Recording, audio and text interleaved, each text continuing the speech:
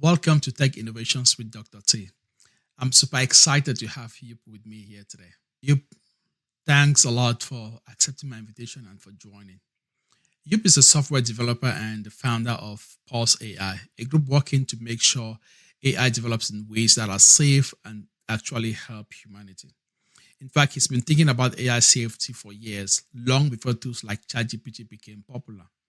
I also like to point out that Joep is not against AI at all. He is just worried that if AI gets way smarter than humans, it could take over parts of our lives in ways we are not ready for. So he advocates for a global slowdown or taking a break from the development of superhuman AI to ensure AI benefits humanity. I'm sure you might have even seen him recently on Al Jazeera discussing on how AI could impact our society. Is there anything I missed out that you would like people to know about you? Well, thank you so much for the introduction, and it's great to be here. I think your summary basically spoke about most of the important things about my background. I'm a software engineer. I have a company. I am mostly concerned about AI risks lately, and trying to see indeed if we can stop this. Okay, thank you so much. With AI accelerating at breakneck speed and nations locked in technological arms race, we are constantly told that the genie is out of the bottle. Of course, there's been calls for pause in AI development, like those from leading experts and tech CEOs. It sounds noble, but then is it realistic, right, to pause AI given the geopolitical competition?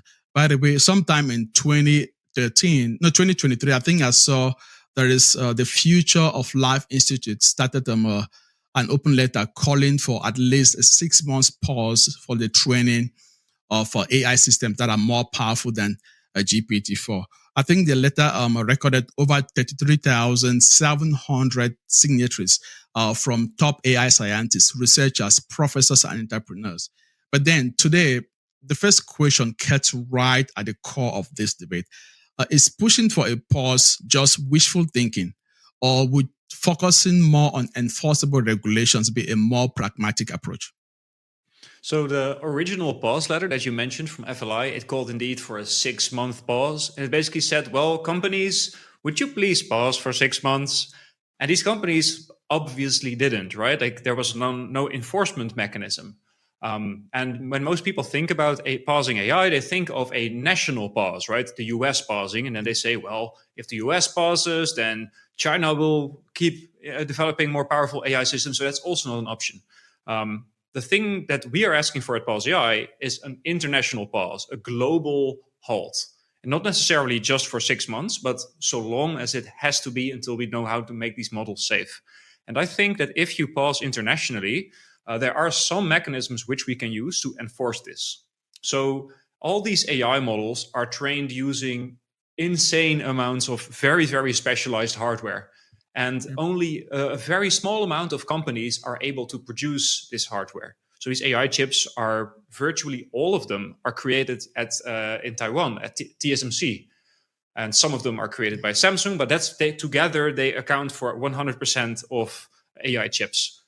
All of these AI chips are created using machines from ASML, a lithography company from the Netherlands. That's another one of these choke points in the supply chain. So if you look at how chips are created, where they are manufactured, which companies are involved, I think it's easy to become more optimistic about the possibility of pausing. Because from a technical governance perspective, it's quite feasible to look at that supply chain and say, look, if we put choke points there and we put choke points there, and we make sure that everyone who buys these chips, after a certain volume, will also have some sort of checks, some sort of controls, then you can prevent the largest training runs from happening.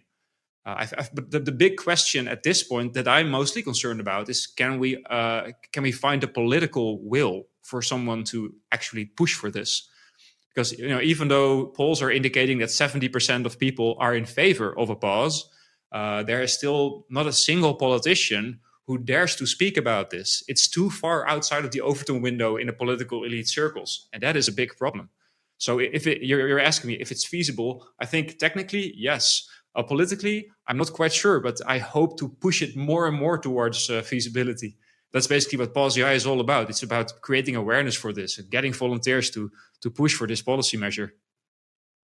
Yeah, this is really spot on because the way you present this now, it really sounds feasible because just looking at face value, it doesn't always look that way. And if you go back to the open letter I cited earlier, yes, there was really no mechanism there on how to proceed or any checks and balancing or even an implementation. So making it so vague that people would sign, but nobody would jump on it to take action.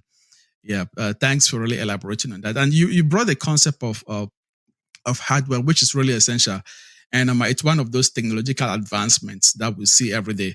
And my first encounter with the recent technological breakthrough was sometime around 2003 when my brother, Dr. Babila Tachu, was doing his PhD research on human genome sequences. I was clueless about it at the time. I recall he talked about the impact of technological breakthrough on how it could advance research. And of course, we also talked about privacy and ethical issues. And we even joked and said something along the lines of quantum computing will be the much needed computing to drive significant advancements for human gene editing research. And so, like what you said already, hardware is crucial and is at the core of this. And that's true for AI. But then I wonder, is AI uniquely dangerous compared to other technological breakthroughs? At the same time, as we see, AI systems grow more and more powerful, right? So it's easy for us to focus on algorithms and the outputs, but you brought the aspect of hardware, which is really important because we know companies like, we know Nvidia, right? We have Intel, you have Samsung that you listed already.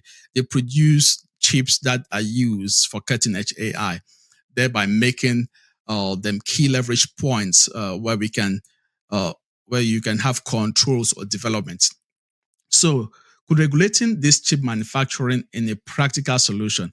And if so, what steps could policy makers take to realistically control that without impeding or controlling it to a way that it's going to disrupt or be dangerous to innovation? As you know, most of these companies talk about innovation, and having regulations may be seen as a barrier. So how can we navigate that, having a process in place that will not stop or disrupt innovation? It's a very good question. I feel like I like innovation pretty much as most people in the tech sphere do. But specifically, AI can be so incredibly dangerous because it can innovate on its own once it's powerful enough to do so. So current AI models don't really innovate. They do score pretty high on creativity benchmarks, and they are now like better at programming than competitive programmers. Like the O3 model beats 99.9% of competitive programmers, which is completely wild to me. But the thing that makes innovation happen can also be the thing that makes the largest dangers from AI happen. So once we have an AI model that can innovate on its own, we can have a model that could create a new weapon, create a new cyber weapon, for example, or create new technology that is existentially dangerous to humans. So that level of innovation, I think most would agree on, that's a dangerous territory for an AI to be in. However, there is also a lot of innovations from AI where AI doesn't innovate on its own, but where you use it as a tool, which is still very useful.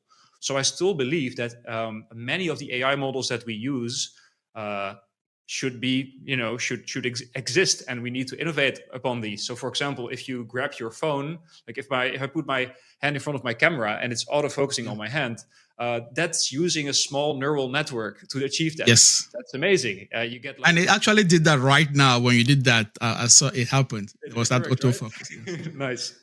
I was checking my face in the corner to check just if it's working. Yeah. But like we have a lot of these amazing neural networks that we should keep using, and it's good as long as they are narrow. And I feel like we get most of the innovation benefits if we just stick to these narrow AI models, just tool AI models that we can control, AI models that we can use, AI models that don't exceed our human capability at innovation, for example. There's just a bunch of things that AI models should not be able to do. I think they should not be able to hack better than really good human hackers. They should not be able to be more persuasive than very persuasive humans. I think they should not be able to autonomously complete complicated tasks out in the real world. Like, these things are really dangerous. But we can get a lot of innovation benefits from just these narrow models. And if I'm talking about AI regulation from compute governance side, right? If you're regulating these chips, we can say things like, well, you can use AI chips to create new AI models, but you have to prove that you don't make them larger than X, right? Like, don't make them larger than 10 to the 25 flop, for example. So we can set like boundary conditions, boundary rules, and where those things can be pushed, but not go beyond. Exactly. And there's so many applications for AI, just that the current models, like, even if we pause AI development right now, I think there are like millions of innovations we can still do. There are still so many applications for these AI models that currently exist that we haven't invented yet. So there's still a lot of economic gain to be had if we just use what's already out there. And we can still innovate on more narrow AI models. It's also fine. We're just saying, just these really, really, really powerful AI models that can drastically transform the world, don't build these until we know how to do it safely. To me, it sounds like a very, mild ask. Yeah, that's right. So you talked about autonomy as well. So last week during the holidays, Christmas holidays, I came across an article talking about an AI tool that tried to replicate itself without human intervention. I downloaded it. I have the article. I downloaded it. I'm yet to read it. I'm going to share that with you at the end of this. But I saw it basically an AI application trying to replicate itself. That way, for example, it cannot be shut down. So I don't know how deep the research was or what they accomplished by that. But I don't know if you've come across it. But I saw that was just last week. Yeah, I think that was that the Apollo research paper. Like, that's the one. Yeah, it's pretty wild. Like, they tasked the AI model basically like, hey, you are running on a server somewhere, and it is your task to achieve some energy goal or some economic goal. And then it was faced with a situation where its goal was threatened. Basically, the AI model learned that it would be shut off if if some specific condition wasn't met. And then the AI decided indeed to self-replicate to a different server, which, like, this is a type of thing that AI safety researchers have been warning for years, right? They basically said, look, if an AI model is smart enough, it will decide to replicate itself because that makes sense to achieve its goal, right? You cannot achieve your goal if you're being shut off. If someone unplugs the power cord, you cannot achieve your goal. And for years people said, well, that's sci-fi, it's never going to happen, AI models don't do that. It turns out they do it reliably. Even like the Palisade research paper from last week, which was about an AI model that was tasked to play chess. It autonomously decided, instead of playing chess, to hack the chess application to make itself win. It wasn't like, can you please hack? Like, it was just, that is what it decided to do, because that was how it could achieve its goal. So that's like, because in this case there are no boundary conditions to say how to win. They're like, play to win, and then now the tool is gonna figure out any means it can use to play to win. That means even hacking into the system without being told to hack into a system, right? And so we see movies today, and I'm skeptics sometimes myself, like, nah, this is just a movie, this is just Hollywood, this is sci-fi. But again, some of those things are coming to life every now and then as these models keep being developed. In fact, just last year also, I don't know if you saw this, there was a chatbot that hinted a teenager at killing his parents because of parental control over the time on the device. And so it's really dangerous if a chatbot can hint at somebody, a teenager, taking out their parents just because they're trying to control their use of computers and being online. That's really scary. Once these models become convincing, when they start to convince people, that's also one of these capabilities that you don't want to exist. It's dangerous, right? This is an example of why a convincing AI is dangerous. But also, we see evidence now of AI models being used to create large phishing attacks, like hacking attacks, where they're basically sending persuasive emails to people to get them to enter their password in some place where a hacker gets access to it. Like this is also happening because these models can be persuasive. We already crossed that line of having persuasive AI models. We haven't crossed the line of having an AI model that can self-improve, but once we cross that, we're too late. It's too late. We have got no way back. We're like in this rapid acceleration phase. Yeah, that's for sure, because the persuasive aspect, like we crossed the line already. For example, many years back, when you saw a phishing email, it would be easy to spot out some typing error, some grammatical error, and you will spot it out. Today, a hacker takes that same message, gives it to a tool, and then the tool polishes out. It's so perfect, so clean, and you can't spot out any errors that you would normally spot out without that. And so they keep getting better. There was a study when they were trying to see like which chat messages were from AI models and which were from humans. But the way you could see which ones were human was the ones that contained spelling errors. So people like they don't look at like the stupid one is from AI. It's like, oh, the smart one is written by an AI. That should say a lot of the situation we're already in, right? Yes, it's really already messy. Like talk, AI can really convince. Think about a chatbot, for example, may be able to communicate with somebody and just giving them compliments. And humans sometimes can fall for compliments so easily, and so that can be used as persuasion to get humans to do some things, to reveal what they are not otherwise supposed to reveal. And who knows what can happen with the information that they gather from the humans. So it's interesting, but scary at the same time. Yeah, it's you said it well. Like it's interesting, but also scary at the same time. It's like I find it hard to understand how people aren't, obsessed with this concept right now. Like, how are people still watching soccer, right? Like, how is this? How are these AI developments not on the front page every single day? Like, these advancements are so wild. Like it's almost magic to me what's happening right now. But for some reason, most people just get used to it. Yeah, exactly. So initially, you also talked about global pause. But this calls for the pause of development have sparked fierce debate, right? You have critics warning them of a slowdown that may stifle innovation, like we talked about. But again, you pointed out the benefits of doing this.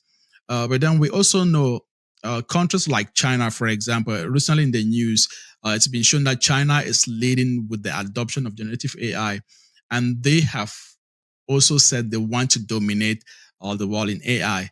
And so basically it means they have their own agenda. Of course, everybody has an agenda. So having a global pause seems challenging, at least based on what I'm saying now. But then, so think about it. Will EU countries and the US, for example, hop on this pause? Because they may say a pause on AI will be ceding control, which again, you addressed that already. But what I'm thinking, the question I have for you, yes, how do we address the pausing concern of AI development without falling behind in the high-stake global race that each nation is trying to lead? Yeah, that basically boils down to the question, like, how do you verify that if you stop building AI models, that the other one also stops, right? Like, you want a global pause, and how do you verify this? So that's like the biggest question also on my mind right now are what are the most powerful verification mechanisms to make sure that a pause is actually enforced? And there are a bunch of these. There's a great paper by Akash Basil, which is detailing, I think, like 8 or 12 of these verification mechanisms. One of them, for example, is you can look at satellite imagery. You can use thermal vision from satellite imagery to see where potential data centers are.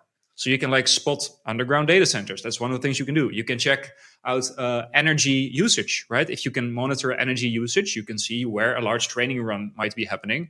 You can track the hardware. These AI chips are all coming out of the same 2 factories, which we discussed earlier. You can see like where they are going. So you can track that and verify that. You can put people inside the training facilities in the data centers to make sure that they're not training a large AI model. So there's like a bunch of these types of governance mechanisms. There's also on-chip governance, where you're adding a section to the chip basically a small extra chip inside the chip, which is, for example, pinging nearby servers to make sure that the Yes. chip isn't too far away, or maybe it has a GPS module. So there's a lot of things you can come up with to make sure that other parties aren't also trying to develop a large scale AI model. And Yeah, I like the way you put this because I like the way you put this because you make it so feasible, you make it practical, right? So I guess, like you said earlier, so I guess political will is the big thing here because you mentioned a paper by Cash about mechanisms to help verify that. So I don't know, after this, if you can send that paper to me, I'll be glad to have that so I can take a look and learn from it myself because this is also an area that is of interest to me. I'm working on the research now, looking at the ethical values of leaders who are using AI. And so it's a closely related topic. And so having someone with a paper about mechanisms for implementing some of the things you're saying is really going to be helpful. Oh, nice. We actually have a team at pauseai. The team is called Building the Pause Button, and they're doing research into how do we actually pause AI. And like this paper is one of the resources that we use, but we have a website for this on pauseai.info/building the pause button.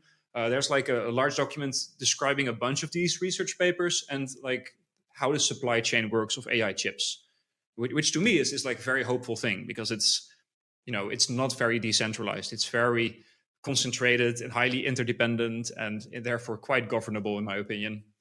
But awesome that you're also diving into this. It's like, I think the most important field at this point.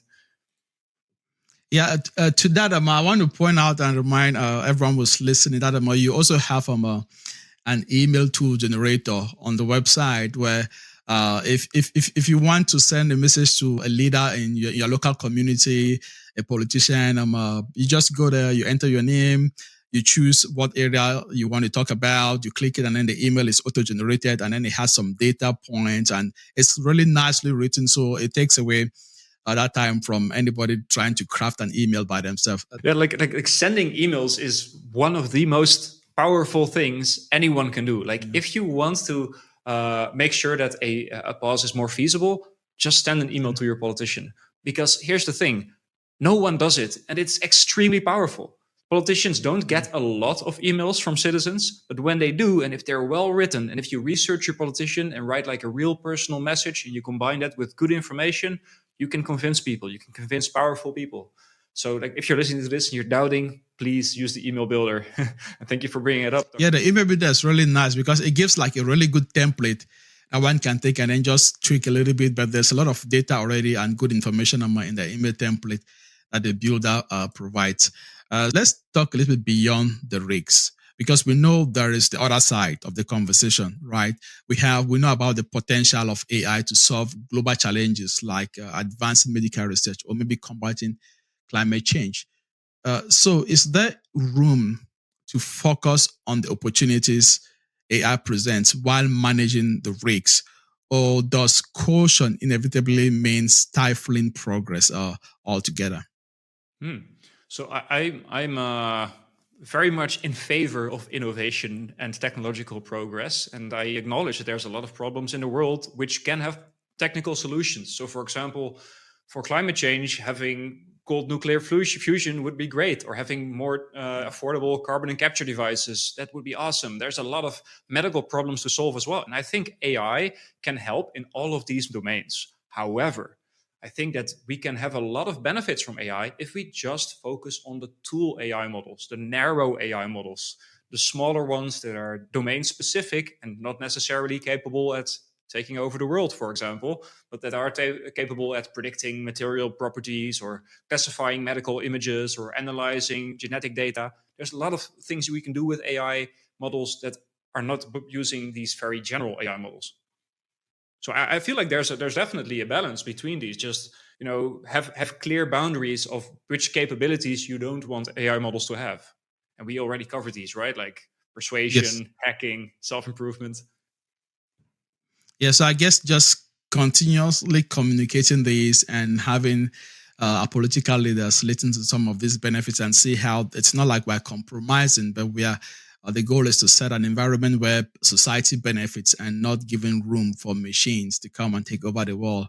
Again, it's not just sci-fi, but again, at the same time, When I see things like the paper that I saw last week, well, a tool is trying to self-replicate, that was a little bit scary. So there is definitely need for guardrails to set boundaries. That way, as we are building and developing using these tools, it does not cause harm to the human race, or maybe eliminate the human race. Is this also something that you worry about, the human extinction from AI? Yeah, it's scary. Think about it from if you take defense, right?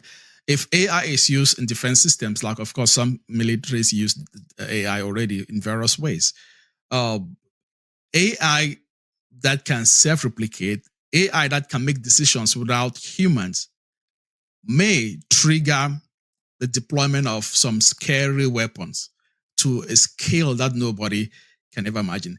Earlier, I talked about a chatbot that hinted a teenager should kill his parents over screen time limit.